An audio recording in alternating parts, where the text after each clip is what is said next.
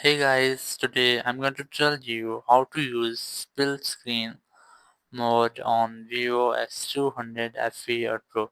If you're using vivo X200 FE or Pro now you want to use split screen mode on your phone, so let's see how can you do this.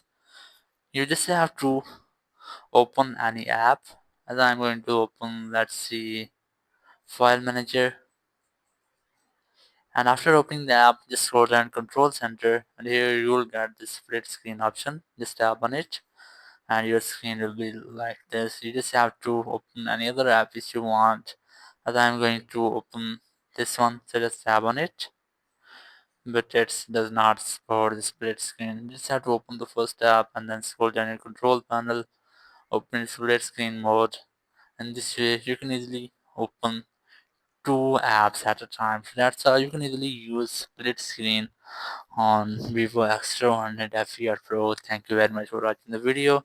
Until next video, bye bye.